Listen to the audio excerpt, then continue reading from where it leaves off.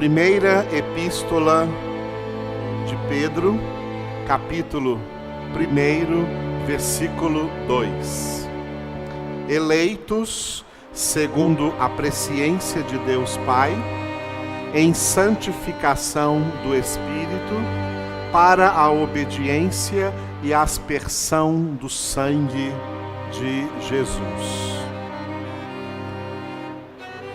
Este texto da primeira carta do apóstolo Pedro aborda o tema do qual estamos tratando nestes vídeos, a doutrina bíblica da salvação, a soteriologia. Um dos tópicos dessa doutrina é a doutrina bíblica da eleição, porque a salvação é para os eleitos de Deus, aqueles que Deus mesmo escolheu antes da fundação do mundo para serem santos e irrepreensíveis perante Ele em amor. Neste texto, o apóstolo Pedro, citando as três pessoas da Santíssima Trindade, o Pai, o Filho e o Espírito Santo, não nessa ordem, mas na ordem do Pai, o Espírito Santo e, por último, o Filho, ele descreve e define quem são estes eleitos. Os eleitos de Deus para a salvação são eleitos segundo a presciência de Deus Pai. Primeiro tópico.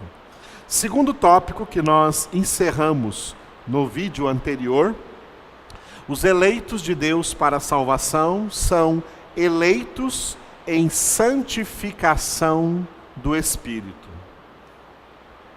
Vimos o Pai no primeiro tópico, o Espírito Santo no segundo tópico, e agora Jesus Cristo, Filho de Deus, no terceiro tópico, porque os eleitos de Deus são eleitos segundo a presciência de Deus Pai, em santificação do Espírito, para a obediência e a aspersão do sangue de Jesus. O que essas coisas significam? Para entendermos bem este tópico, vamos começar pela obediência. E depois nós vamos ver o que significa essa aspersão do sangue de Jesus. Obediência. Então, em primeiro lugar, aqui neste terceiro tópico, os eleitos de Deus são eleitos para a obediência.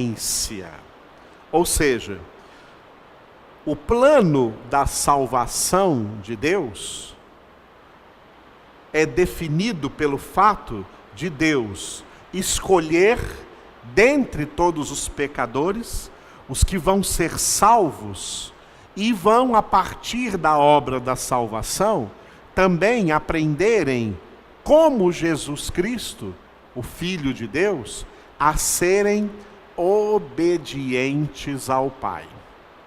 Portanto, os eleitos são salvos para cumprir o propósito da verdadeira adoração a Deus em espírito e em verdade, que é a obediência, cujo modelo é Jesus. Nós vimos nos vídeos iniciais deste tema da doutrina bíblica da salvação, que o propósito primordial de Deus na criação do homem era criar um ser para a este ser se revelar. Por essa revelação, esse ser recebe conhecimento de Deus. Por esse conhecimento, ele ama a Deus. E por amor a Deus, ele adora a Deus.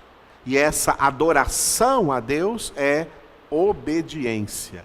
Adorar a Deus é obedecer a Deus. Obedecer a palavra de Deus. No diálogo com a mulher samaritana, em João capítulo 4, Jesus disse que os verdadeiros adoradores são aqueles que adoram o Pai em espírito e em verdade. Adorar o Pai em espírito e em verdade significa a vida dos salvos, porque os salvos têm espírito, são homens espirituais. Receberam, como nós vimos em Ezequiel 36, no nosso último vídeo, um espírito novo. E em verdade, a verdade é a palavra de Deus.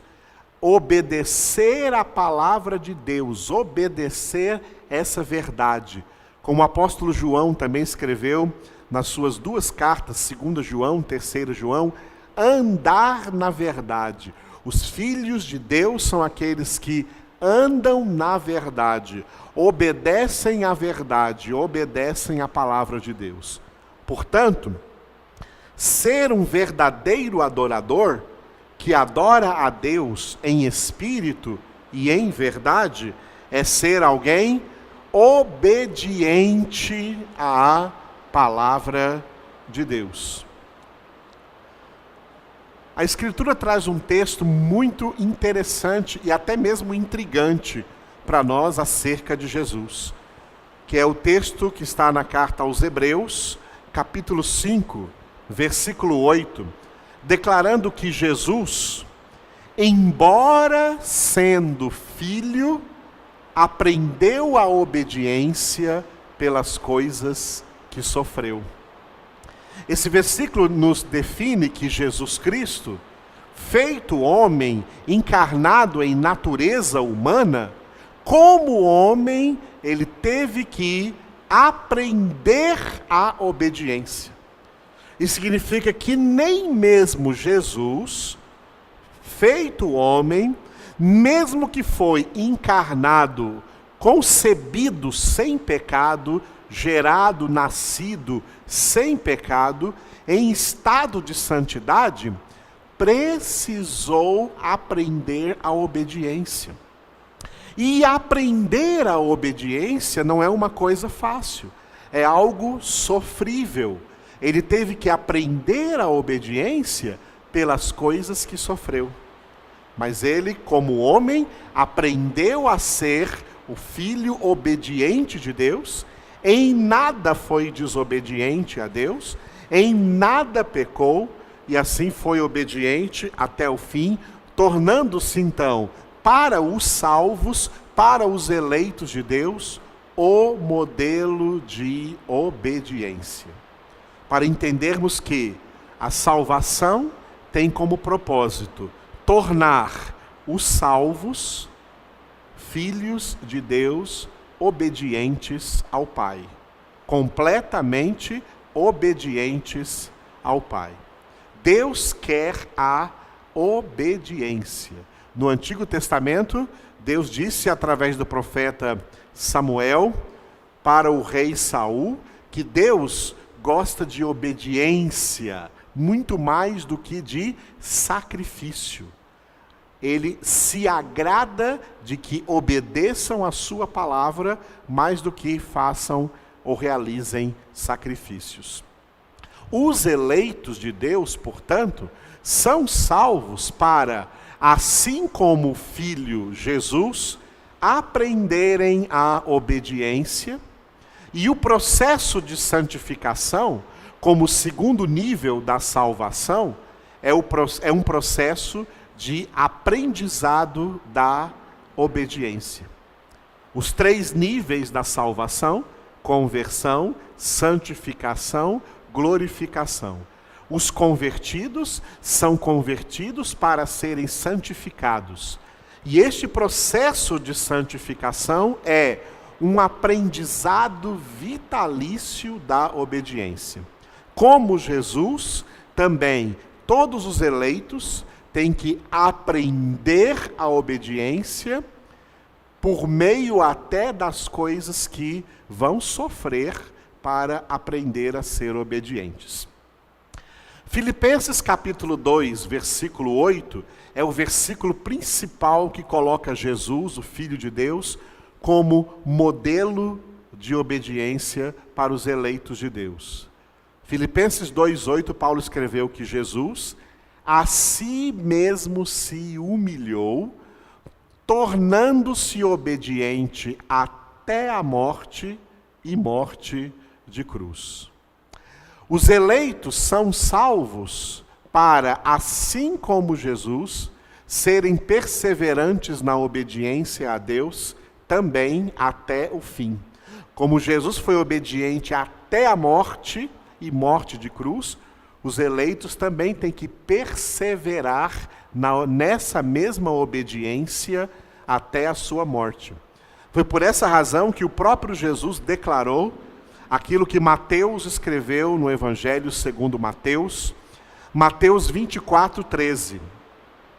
Aquele que perseverar até o fim, esse será salvo.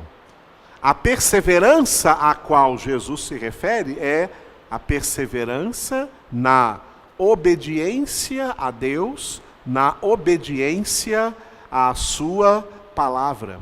A palavra de Deus foi revelada aos eleitos de Deus para que eles recebam essa palavra em suas vidas e a pratiquem e a obedeçam.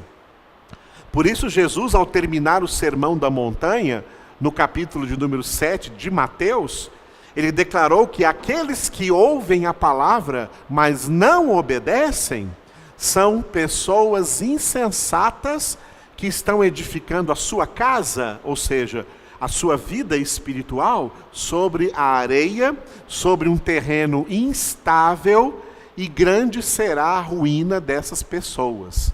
Essa grande ruína, porque essa casa vai cair, porque está construída sobre a areia, é a condenação eterna.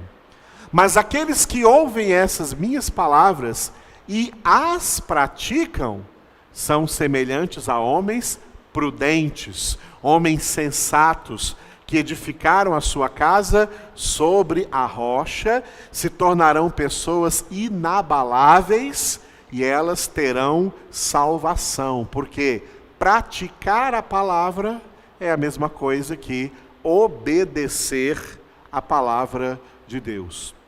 Por isso os eleitos são eleitos de Deus para a obediência da palavra de Deus. A obediência é um dos principais atributos da fé. Desobediência é incredulidade. Obediência é fé. A Bíblia diz: o justo viverá pela fé. Viver pela fé é viver em obediência à palavra de Deus. Quando Paulo escreveu a carta aos Romanos, ele colocou uma expressão muito importante que aparece no primeiro capítulo daquela carta e no último capítulo daquela carta. No primeiro capítulo, quando ele diz por que escreveu a carta, ele diz que está escrevendo essa carta, Romanos capítulo 1, versículo 5, para levar os gentios que vão ouvir a pregação do Evangelho à obediência por fé. Ele usa a mesma expressão também, obediência por fé, no final da carta, da mesma carta aos Romanos, no capítulo 16, versículo 26, dizendo que o Evangelho que foi revelado, o Evangelho oculto desde toda a eternidade, e agora foi revelado para a obediência por fé entre todas as nações. Obediência por fé. Porque obediência é o principal atributo da fé. Crer é obedecer. Pessoas que dizem ter fé, pessoas que dizem crer em Deus, crer em Jesus Cristo, mas não obedecem a palavra, não praticam a palavra de Deus em suas vidas, são mentirosas, são falsas. Essa fé é falsa e, portanto, essa fé não tem salvação. A fé salvífica, a fé para a salvação, é a fé que envolve a obediência. Há um texto no Antigo Testamento muito surpreendente, porque no contexto do Antigo Testamento, todo o Antigo Testamento que foi escrito em hebraico, é muito raro encontrar a palavra fé. Se encontra muito o verbo crer. Mas a palavra fé, ela é mais rara. E ela aparece no texto do profeta Abacuque, capítulo 2, versículo 4, onde está escrito: eis o soberbo, sua alma não é reta nele, mas o justo viverá pela sua fé. A primeira vez que a Escritura traz essa expressão, o justo viverá pela fé, e traz essa expressão com um pronome possessivo, pela sua fé, o justo viverá pela sua fé, é Abacuque, capítulo 2, versículo de número 4. Nesse texto, nós vemos pelo pronome possessivo sua fé, que essa fé tem uma característica pessoal. Nesse ponto vale a pena explicar uma coisa que muita gente costuma dizer por aí, sem pensar direito, sem refletir direito. Muita gente diz que a fé é individual, ou que a salvação é individual. A palavra individual não é muito boa para definir a verdadeira fé e nem para definir a salvação. É melhor usar a palavra pessoal. A fé é pessoal, a salvação é pessoal. Por quê? Essa fé, apesar de ter um caráter pessoal, ela não individualiza as pessoas. Ela não deixa os crentes se tornarem individualistas. Como muitas pessoas que hoje se dizem crentes, mas dizem que não precisam congregar, não precisam estar em nenhuma reunião de crentes, não precisam ir a nenhuma igreja para congregar, elas são crentes sozinhas lá na sua casa, porque a fé é individual, porque a salvação é individual. Está errado. A fé é pessoal, ela não nos individualiza. A salvação também é pessoal, ela não nos individualiza. Nos alcança como pessoa, mas nos insere no corpo de Cristo, nos insere na congregação, de tal maneira que a palavra de Deus traz para nós a exortação em Hebreus, capítulo 10, versículo 25, dizendo: não deixemos de congregar-nos, como é costume de alguns. Antes, façamos admoestações, e tanto mais quanto vedes que se aproxima o dia do Senhor. Portanto, esse negócio de que a fé e a salvação é individual e fica cada um na sua e vai ser salvo, é falso. A fé é pessoal, nos alcança como pessoa, mas não nos individualiza.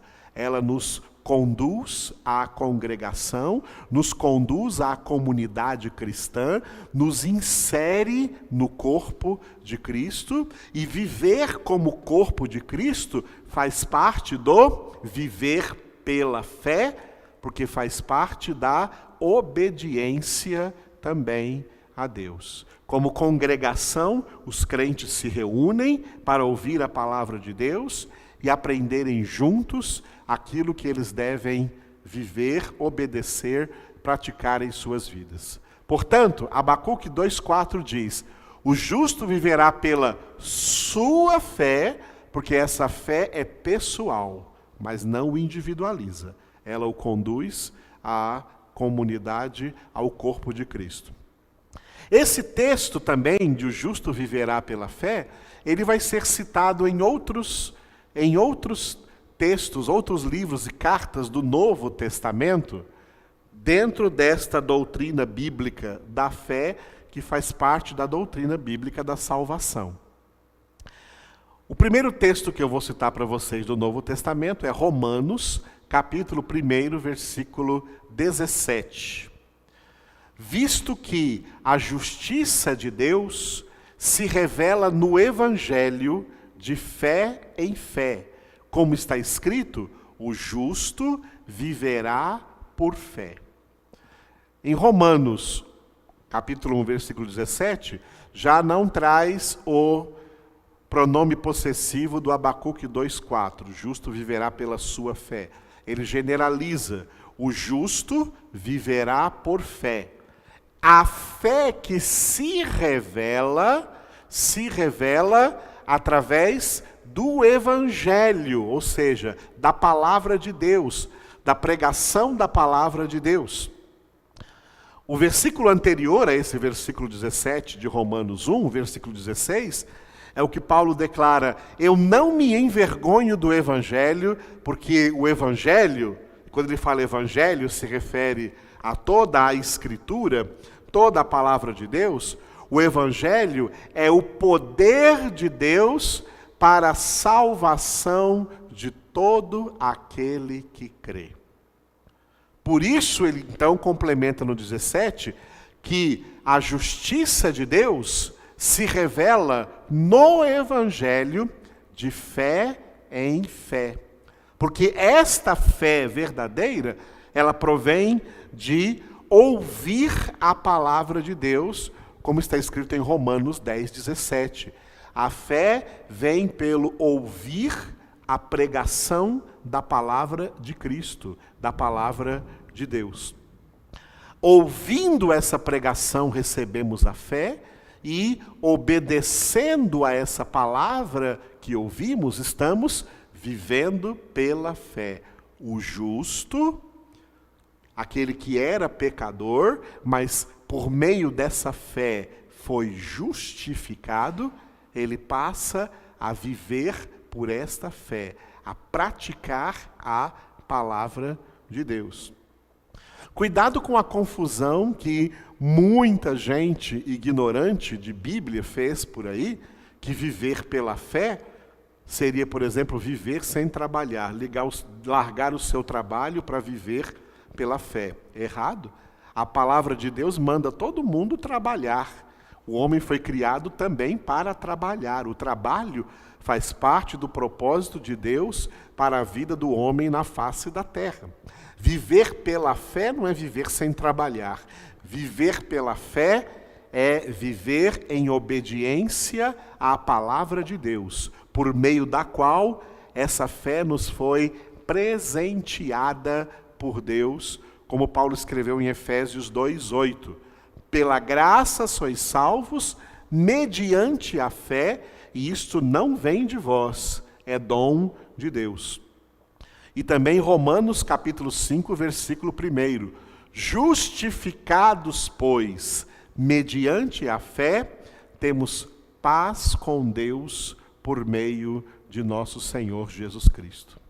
O justo recebe a fé como dom, que vem por meio da palavra de Deus que ele ouviu, e viver pela fé é viver praticando esta palavra, obedecendo a Deus. Outro texto em que esta expressão, o justo viverá pela fé, surge é em Gálatas capítulo 3, versículo 11, onde Paulo escreveu: e é evidente que pela lei ninguém é justificado diante de Deus, porque o justo viverá pela fé. O justo viverá pela fé. O que significa que pela lei ninguém é justificado?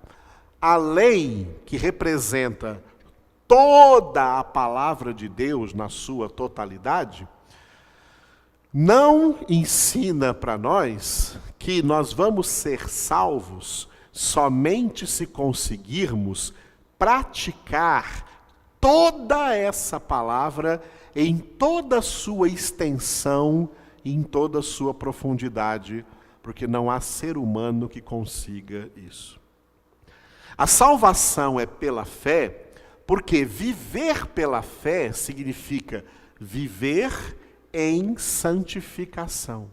se esforçando a cada dia por praticar essa palavra, se esforçando a cada dia por ser imitadores de Deus, como Paulo disse em Efésios 5:1, sede, pois, imitadores de Deus como filhos amados.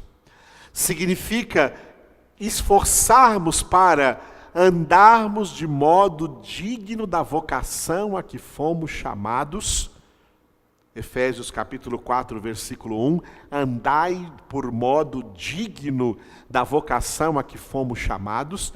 A vocação a que fomos chamados é a vocação à santidade. Mas ninguém na terra consegue ser completamente santo enquanto estiver na terra. Por isso que a santidade é uma meta a ser alcançada, e o modo de alcançar essa santidade é a santificação. Viver pela fé não é viver como uma pessoa perfeita, porque uma pessoa perfeita seria aquela que praticaria toda a palavra de Deus em toda a sua extensão e em toda a sua profundidade, e por causa da contaminação do pecado na nossa alma, nós não conseguimos isso. Aí entra a graça de Deus. É por isso que Paulo diz que pela lei ninguém é justificado, mas o justo viverá pela fé. Pela fé é que ele se santifica, é que ele vai aprender a obediência durante toda a sua vida, durante o processo de santificação. Deus não está exigindo de nós, Deus não está exigindo de nenhum dos seus filhos, de nenhum dos seus eleitos, que nesse momento sejamos completamente perfeitos. Porque Deus sabe que não somos, e é impossível que alguém seja completamente perfeito nessa terra. É por essa razão que o que Deus exige de nós é que nós busquemos a santificação. E é isso que define viver pela fé, é buscar a santificação, é obedecer a palavra como está escrito em Hebreus capítulo 12, versículo 14. Segui a paz com todos e a santificação, sem a qual ninguém verá o Senhor. Mas Deus sabe e entende que essa santificação é um processo.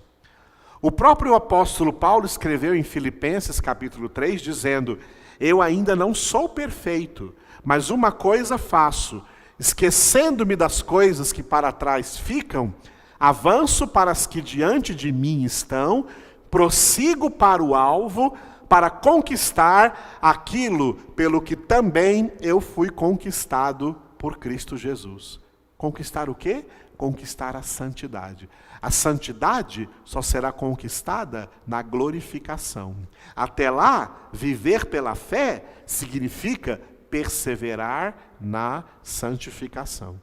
Por mais que perseveremos na santificação, sempre nos debateremos com as nossas imperfeições.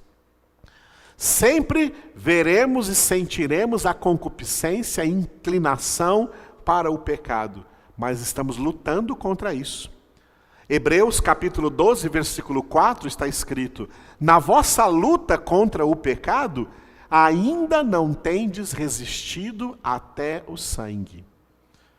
Então, viver pela fé não é viver de maneira perfeita, porque somos imperfeitos, mas é viver buscando essa perfeição, buscando este aperfeiçoamento.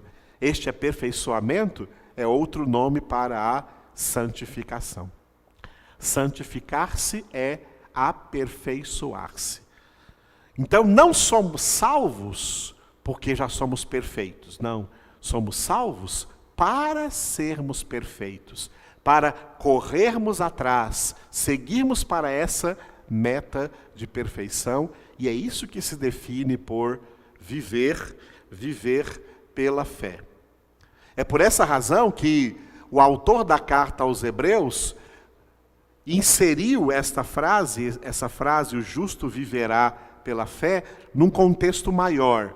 Hebreus capítulo 10, do versículo 37 ao versículo 39, ele escreveu: com efeito, tendes necessidade de perseverança, para que, havendo feito a vontade de Deus, alcanceis a promessa.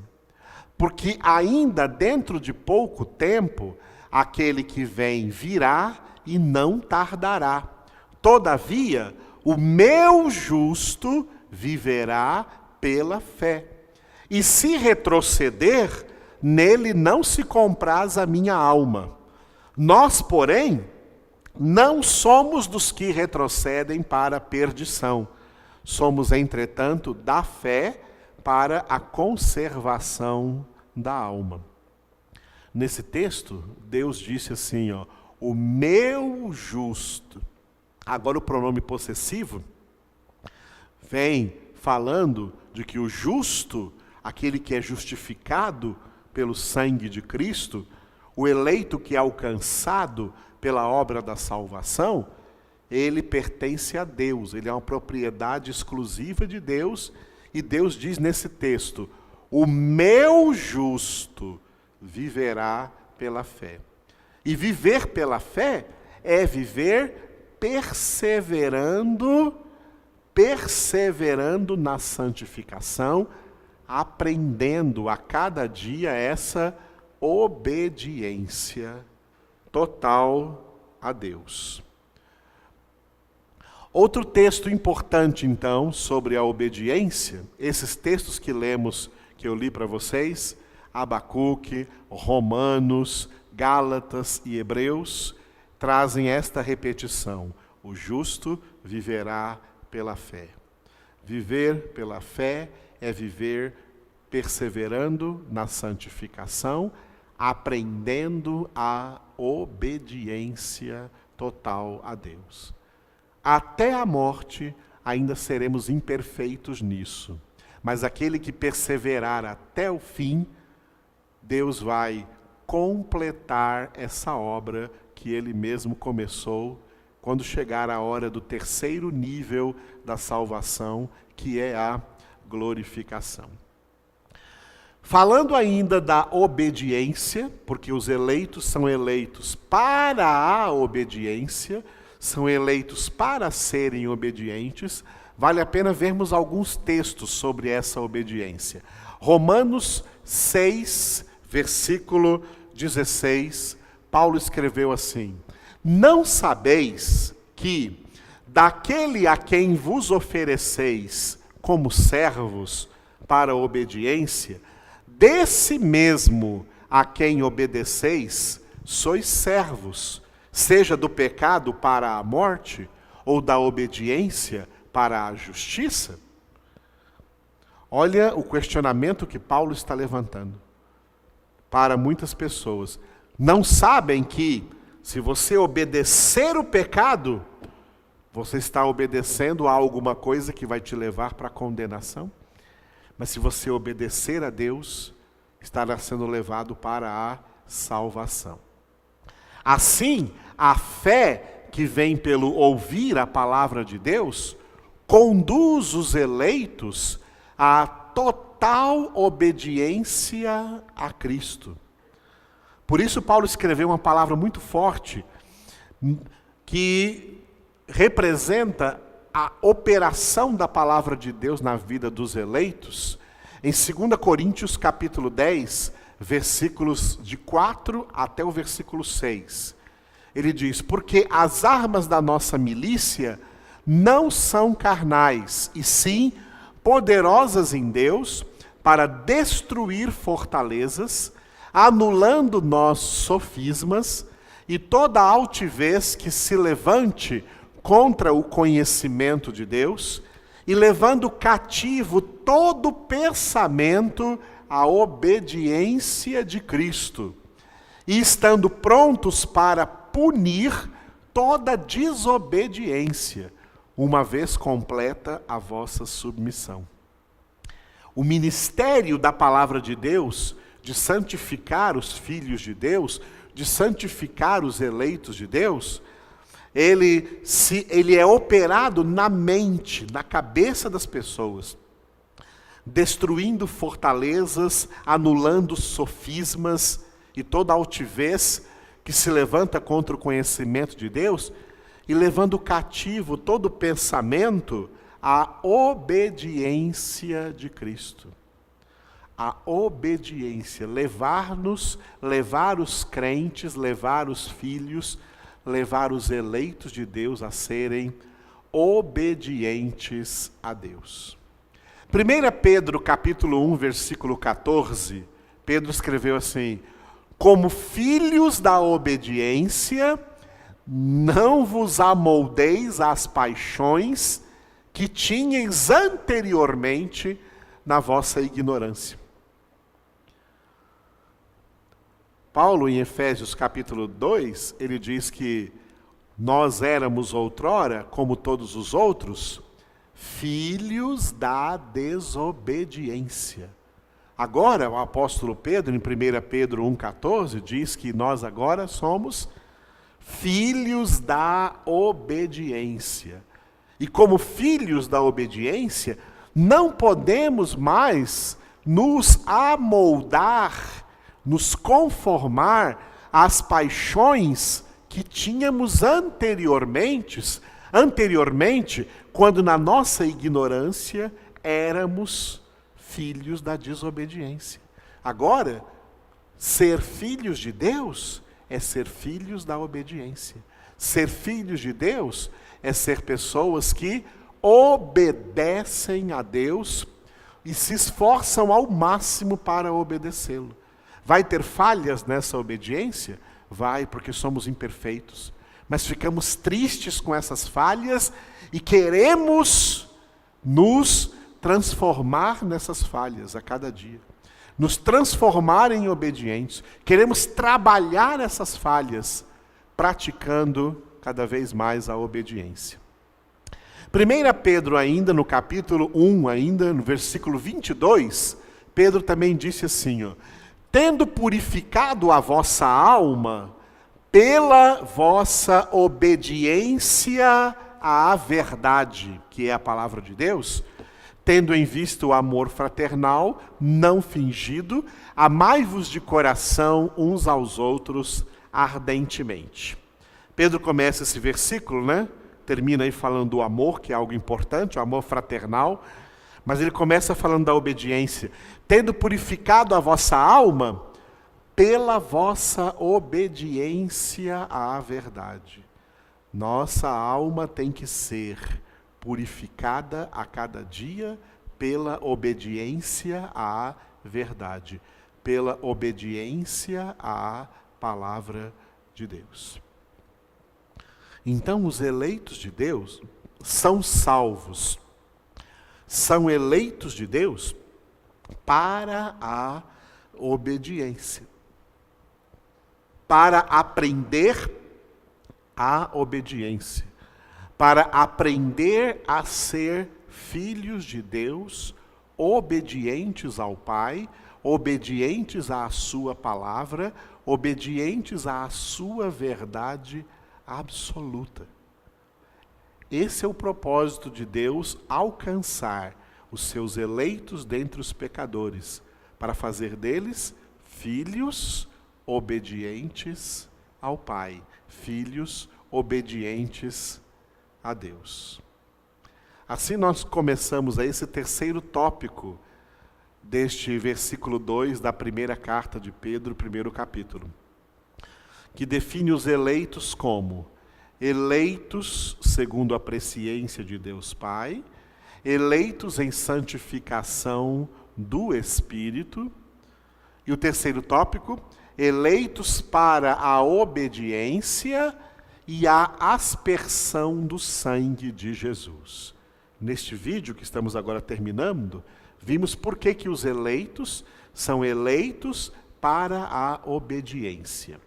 No próximo vídeo veremos por que os eleitos são eleitos para a aspersão do sangue de Jesus.